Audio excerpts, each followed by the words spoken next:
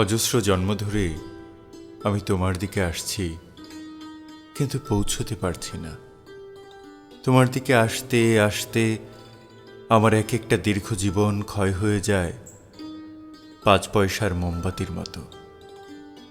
আমার প্রথম জন্মটা কেটে গিয়েছিল শুধু তোমার স্বপ্ন দেখে দেখে। এক জন্ম আমি শুধু তোমার স্বপ্ন দেখেছি।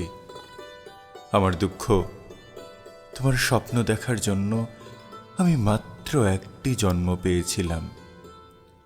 আরেক জন্মে আমি ঘর ছেড়ে বেরিয়ে পড়েছিলাম তোমার উদ্দেশ্যে।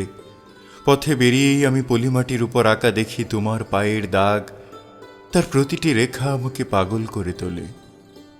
ওই আলতার দাগ আমার চোখ আর বুক আর স্বপ্নকে এত লাল করে তোলে যে আমি তোমাকে সম্পূর্ণ ভুলে যাই। ওই রঙিন পায়ের দাগ প্রদক্ষিণ করতে করতে আমার ওই জন্মটা কেটে যায়। আমার দুঃখ, মাত্র একটি জন্ম আমি পেয়েছিলাম সুন্দরকে প্রদক্ষিণ করার।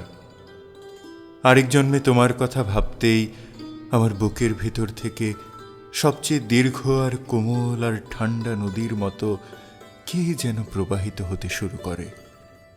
সেই দীর্ঘশ্বাসে তুমি কেঁপে উঠতে পারো ভেবে আমি একটা মর্মান্তিক দীর্ঘশ্বাস বুকে চেপে কাটিয়ে দেই সম্পূর্ণ জন্মটা। আমার দুঃখ, আমার কোমলতম দীর্ঘশ্বাসটি ছিল মাত্র এক জন্মের সমান দীর্ঘ। আমার ষোড়শ জন্মে একটি গোলাপ আমার পথ রোধ করে।